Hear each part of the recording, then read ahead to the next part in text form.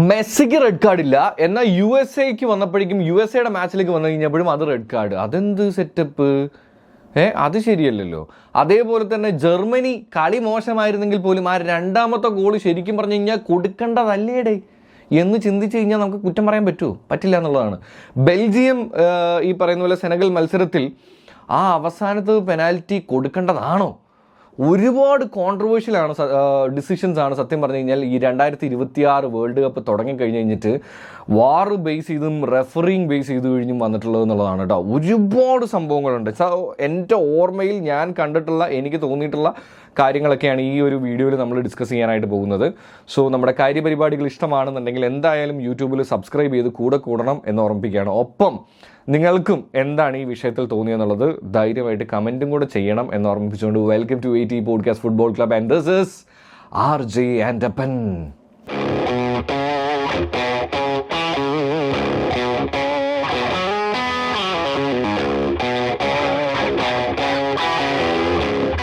Guys, 2026 world cup ഈ പറയുന്ന പോലെ തന്നെ അമേരിക്ക, കാനഡ, USA നടക്കാൻ പോകുന്നതെന്ന് പറഞ്ഞപ്പോഴേ പലരും പലതരത്തിലുള്ള വിമർശനങ്ങളും പലതരത്തിലുള്ള പ്രശ്നങ്ങളും ഒക്കെ ഉന്നയിച്ചിട്ടുള്ളതാണ്. അതിൻ്റെ ഓരോ സംഭവങ്ങളും ഓരോ സ്ഥലത്ത് ഇങ്ങനെ പൊയ്ക്കൊണ്ടിരിക്കുന്നതിൻ്റെ ഇടയിൽ കളികൾ നോക്കൗട്ട് മത്സരങ്ങളിലേക്ക് വന്നു കഴിഞ്ഞപ്പോൾ ഭയങ്കര അടിപൊളിയായിട്ടുണ്ട് എന്ന അഭിപ്രായം ഉണ്ടെങ്കിൽ പോലും ഗ്രൂപ്പ് കഴിഞ്ഞ് നോക്കൗട്ടിൻ്റെ പകുതി ആവുമ്പോഴേക്കും referring especially based on VAR അതിൽ ഭയങ്കരമായിട്ടുള്ള പ്രശ്നങ്ങൾ ഉണ്ടാവുന്നുണ്ട് എന്നുള്ളതാണ്.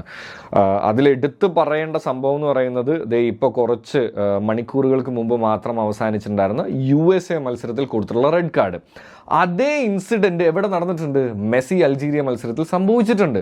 ഇൻറ്റൻഷനലി അല്ലെങ്കിൽ പോലും അതുപോലൊരു ഫൗൾ അവിടെ സംഭവിച്ചിട്ട് എന്തുകൊണ്ട് മെസ്സിക്ക് റെഡില്ല, പക്ഷേ USA പ്ലെയറിലേക്ക് വന്നപ്പോൾ USA മാച്ചിലേക്ക് വന്നു കഴിഞ്ഞപ്പോൾ അവിടെ റെഡ്? ഇരട്ടത്താപ്പല്ലേ എന്ന് ചിന്തിച്ച് കഴിഞ്ഞ് കഴിഞ്ഞാൽ കുറ്റം പറയാൻ പറ്റില്ല എന്നുള്ളതാണ് അതിൻ്റെ സത്യം. കാര്യം എന്താണെന്ന് വെച്ച് കഴിഞ്ഞാൽ മെസ്സിയുടെ ഇൻസിഡൻറ്റിൽ ഞാൻ അന്നും എൻ്റെ വീഡിയോ നിങ്ങൾക്ക് എടുത്ത് ചെക്ക് ചെയ്ത് കഴിഞ്ഞാൽ അറിയാവുന്നതാണ്. ഇൻറ്റൻഷനലി ആണെങ്കിലും അല്ലെങ്കിലും റെഫറി അത് അവിടെ ഒരു ഫൗള് വിളിച്ച് ഈ പറയുന്നത് പോലെ തന്നെ ഒരു യെല്ലോ കാർഡെങ്കിലും കൊടുത്തിരുന്നെങ്കിൽ ഇങ്ങനൊരു ഡിബേറ്റിന് പോലും ഉള്ളൊരു സ്പേസ് ഉണ്ടാവില്ലായിരുന്നു എന്നുള്ളതാണ്. പക്ഷെ എന്ത് ചെയ്തു? അവിടെ ഒരു കാർഡ് പോലും കൊടുത്തില്ല എന്നുള്ളതാണ്. അപ്പോഴും പലരുടെയും ചോദ്യം, മെസ്സിക്ക് വേണ്ടി എന്തുകൊണ്ട് വാർ ഒരു ഈ പറയുന്ന പോലെ തന്നെ സംഭവം ഉണ്ടായില്ല? സ്വാഭാവികമായിട്ടും വാറിന് ഇൻ്റർവ്യൂ ചെയ്തുകൂടെ? ഇത് നമ്മൾ അന്ന് മുഴുവൻ എക്സ്പ്ലെയിൻ ചെയ്ത ഒരു കാര്യമാണെങ്കിൽ പോലും വീണ്ടും പറയുകയാണ്, ഓൺ ഗ്രൗണ്ടിലെ ഡിസിഷൻസിൽ പലതിലും വാറിന്, അതായത് വീഡിയോ അസിസ്റ്റൻറ്റ് റെഫറിക്ക് ഇടപെടുന്നതിന് അതിൻ്റേതായിട്ടുള്ള പരിമിതികളുണ്ട് എന്നുള്ളതാണ്. അതുകൊണ്ട് തന്നെ VAR എല്ലായിടത്തും വന്ന് എന്ത് ചെയ്യില്ല?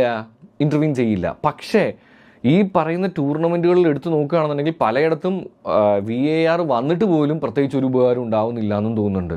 നിങ്ങൾക്ക് തോന്നുന്നുണ്ടോ? ശരിക്കും ഓണസ്റ്റ്ലി നമ്മളെല്ലാവരും എന്താണ്, ടെക്നോളജി വരുന്നതിനനുസരിച്ച് സ്വാഭാവികമായിട്ടും എന്തുണ്ടാവും? ഡെവലപ്മെൻറ്റുകൾ ഉണ്ടാവണം എന്നുള്ളതാണ്. അതായത് ഡെവലപ്മെൻറ്റ് മീൻസ് ലൈക്ക് പോസിറ്റീവായിട്ടുള്ള ഡെവലപ്മെൻറ്റ്സ് ഉണ്ടാവണം എന്നുള്ളതാണ്. അത് പക്ഷേ ഇത്രയും ടെക്നോളജീസ് വന്നു കഴിഞ്ഞിട്ടും VAR കൊണ്ട് സത്യം പറഞ്ഞു കഴിഞ്ഞാൽ ഫുട്ബോളിൽ ഒരുപാട് മാറ്റം ഉണ്ടാകുന്നുണ്ടോ, അതോ ഒരുപാട് കോൺട്രവേഴ്സികളാണോ ഉണ്ടാകുന്നത് എന്നുള്ളത് ശരിക്കും പറഞ്ഞാൽ നമ്മൾ ഡിസ്കസ് ചെയ്യേണ്ട ഒരു കാര്യമാണെന്നുള്ളതാണ്.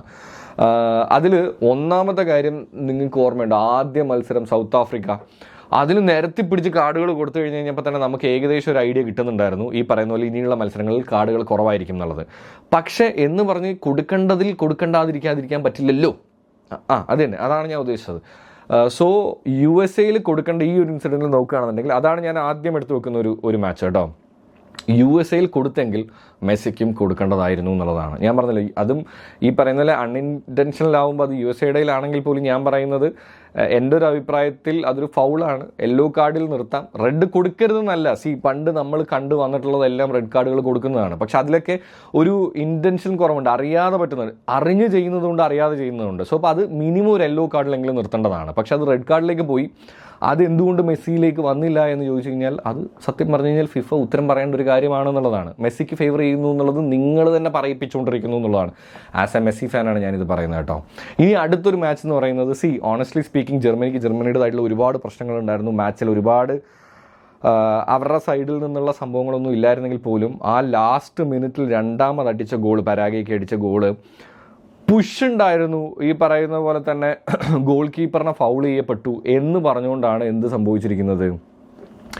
ആ ഗോള് ഡിസലോ ചെയ്തത്. അത് വാർ ചെക്ക് ചെയ്ത് കഴിഞ്ഞിട്ടാണ് ഡിസലോ ചെയ്തത്. പക്ഷേ ആ ഒരു വീഡിയോ കാണുന്ന ഏതൊരു മനുഷ്യനും അറിയാം അവിടെ അതിനും മാത്രമുള്ളൊരു ഫൗള് സംഭവിച്ചിട്ടില്ല എന്നുള്ളത്. കാരണം അത്രയും ഇൻറ്റൻഷനലി ഭയങ്കര ഹാർഡായിട്ടുള്ളൊരു ഫൗളാണ് ഗോൾ കീപ്പറിൽ സംഭവിച്ചതെങ്കിൽ ഗോൾ കീപ്പർ എങ്ങനെയാണ് എഴുന്നേറ്റ് പോയി അപ്പം തന്നെ ആ സേവ് നടത്തുക എന്നുള്ളത് ഒരു ഹ്യൂമൻ തോട്ടിൽ നമുക്ക് വരുന്നൊരു ചിന്തയാണ്. പക്ഷേ ബോക്സിനുള്ളിൽ പ്രിവിലേജ് ഈ പറയുന്നത് പോലെ തന്നെ ഗോൾ കീപ്പറിനായത് കൊണ്ടായിരിക്കണം അങ്ങനെ ഒരു ഡിസിഷനിലേക്ക് പോയത് എന്ന് എനിക്ക് തോന്നുന്നു. ഞാൻ അതിൻ്റെ അടുത്ത് ബാക്കി കാര്യങ്ങൾ നോക്കിയില്ല കേട്ടോ. കാര്യം എന്താണെന്ന് വെച്ച് കഴിഞ്ഞാൽ ജർമ്മനിക്കെതിരെയാകുമ്പോൾ നമുക്ക് എല്ലാവർക്കും ഒരു ബഹുഭൂരിപക്ഷ പേരും തോറ്റാലും പോട്ടാ പുല്ലുകൾ എന്നുള്ളൊരു തോന്നലാണ് ചെയ്തു വെച്ചതിൻ്റെയൊക്കെയാണ്. പക്ഷെ എന്നാൽ പോലും പറയേണ്ടത് പറയണമല്ലോ. അതിൽ ഓണസ്റ്റ്ലി ഞാൻ കണ്ടിട്ടുള്ള ആംഗിൾസിൽ നിന്നൊക്കെ എനിക്ക് തോന്നിയത് അത് ഡിസലവ് ചെയ്യേണ്ട ഒരു ആവശ്യം ഉണ്ടായിരുന്നില്ല. Germany was deserving that goal. അതുകൊണ്ടാണ് എന്ന് പറഞ്ഞാൽ നമുക്ക് ആരെയും കുറ്റം പറയാൻ പറ്റില്ല എന്നുള്ളതാണ് പേഴ്സണലി എനിക്ക് തോന്നിയൊരു വിഷയം. പിന്നെ എൻ്റെ മനസ്സിലേക്ക് വന്നത് ഹാരി കെയിൻ്റെയും ഈ പറയുന്ന പോലെ DR കോങ്കോ മത്സരത്തിലുള്ളതാണ്. അതിൽ ഞാൻ ഇന്നലെ ഒരു റീലിൽ ചെയ്തപ്പോഴും പറഞ്ഞിട്ടുണ്ടായിരുന്നു. അതായത് റൂൾ അനുസരിച്ച് നോക്കുകയാണെന്നുണ്ടെങ്കിൽ ഈ പറയുന്ന പോലെ തന്നെ ഗോൾ കീപ്പറിൽ നിന്നും കെയ്ൻ ആ ബോളിനെ ഡ്രിബിൾ ചെയ്തെങ്കിലും ആ ഒരു ബോഡി ടു ബോഡി കോണ്ടാക്ട് വരുന്നതിന് മുമ്പ് തന്നെ കെയ്ൻ എന്ത് ചെയ്യുന്നുണ്ട്, ഒന്ന് വീഴാനായിട്ട് ശ്രമിക്കുന്നുണ്ട്. പക്ഷെ അവിടെയും കുറേ പ്രശ്നങ്ങൾ, കുറേ കൺഫ്യൂഷൻസ് നമുക്ക് വരുന്നുണ്ട് എന്നുള്ളതാണ് കേട്ടോ. അതിൽ ഏറ്റവും ഇമ്പോർട്ടൻ്റ് ആയിട്ടുള്ള കാര്യം എന്ന് പറയുന്നത് അത് ഫൗൾ ചെയ്യപ്പെടുന്നുണ്ട്. ആൻഡ് ബോൾ അഡ്വാൻറ്റേജ് ആർക്കായിരിക്കുന്നത്? കെയ്നാണ് ഇരിക്കുന്നത്. എന്നിട്ടും ബാക്കിലൊരു ഡിഫൻഡറും വന്ന് കെയ്നിൽ ചാർജ് ചെയ്യുന്നുണ്ട് എന്നുള്ളത് മറ്റൊരു കാര്യമാണ്. സോ ആ ഒരു സാധനം, ആ ഒരു ഇനീഷ്യേറ്റീവ്, അതായത് ഫൗൾ ഉണ്ടാവുന്നു എന്നുള്ള ഇനീഷ്യേറ്റീവ് എടുത്തുള്ളത് കെയ്നാണ് എന്നെടുത്തതിൽ എനിക്കൊരു ചെറിയ വിയോജിപ്പുണ്ട്. പക്ഷേ റൂൾ അനുസരിച്ച് നോക്കുകയാണെന്നുണ്ടെങ്കിൽ അതിൽ തെറ്റ് പറയാൻ പറ്റില്ല എന്നുള്ളതാണ്. അതുപോലെ തന്നെ ആ മത്സരത്തിൽ സെനഗൽ താരത്തിൻ്റെ കയ്യിൽ ബോൾ തട്ടുന്നുണ്ട് ബോക്സിനുള്ളിൽ നിന്ന്.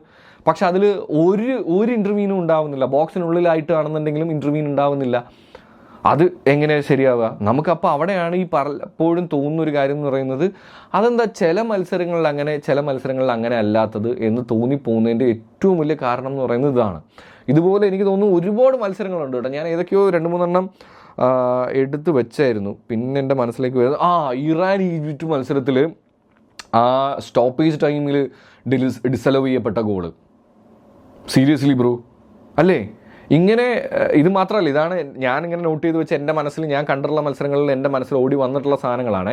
നിങ്ങൾക്കും ഇതുപോലത്തെ ഒരുപാട് സംഭവങ്ങൾ ഉണ്ടാവും എന്ന് എനിക്കറിയാം. എന്ത് തോന്നുന്നു? ഓണസ്റ്റ് ആയിട്ടുള്ളൊരു ഒപ്പീനിയൻ പറയണം. ഈ ടീം ബയസ്ഡ് ആയിട്ടുള്ള സാധനങ്ങളല്ല. ഇപ്പോൾ I M N Argentina fan, I M A Messi fan, എന്നിട്ട് പോലും ഞാൻ ഈ പറയുന്ന പോലെ ഒരു കാര്യം പറഞ്ഞു. അതെന്തോ വലിയ കാര്യമൊന്നുമല്ല കേട്ടോ.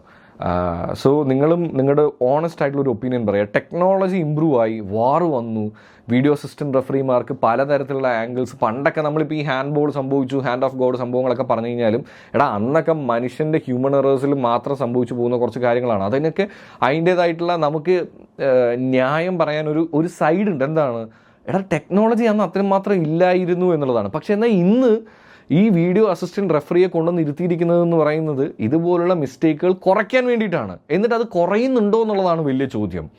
ഒരുപാട് ഇൻസിഡൻറ്റ് ആക്ച്വലി റൗണ്ട് ഓഫ് 32 കഴിയുന്നതിന് മുമ്പ് തന്നെ വന്നു. അതൊക്കെ ചില ടീമുകളെ എസ്പെഷ്യലി അവരുടെ ക്രൂഷ്യൽ മാച്ചിൽ, അതാണ് ഞാൻ പറയുന്നത്, ക്രൂഷ്യൽ മാച്ചിൽ ബാധിക്കുന്നുണ്ട് എന്ന് പറയുന്നത് ഇറ്റ്സ് നോട്ട് അക്സെപ്റ്റബിൾ എന്ന് പേഴ്സണലി എനിക്ക് തോന്നുന്നുണ്ട്. എന്താണ് നിങ്ങൾക്ക് ഈ വിഷയത്തിൽ തോന്നുന്നുള്ളത് ഓണസ്റ്റായിട്ട് കമൻറ്റ് ചെയ്യുക എന്ന് ഓർമ്മിപ്പിച്ചുകൊണ്ട്, നിങ്ങൾക്ക് വീഡിയോ ഇഷ്ടപ്പെടുന്നുണ്ട്, നമ്മുടെ കാര്യപരിപാടികൾ ഇഷ്ടപ്പെടുന്നുണ്ടെന്നുണ്ടെങ്കിൽ എന്തായാലും സബ്സ്ക്രൈബ് ചെയ്യണ കാര്യം കൂടെ മറക്കരുതെന്ന് ഓർമ്മിപ്പിച്ചുകൊണ്ട് ചിൽ കുപ്പിച്ചിൽ.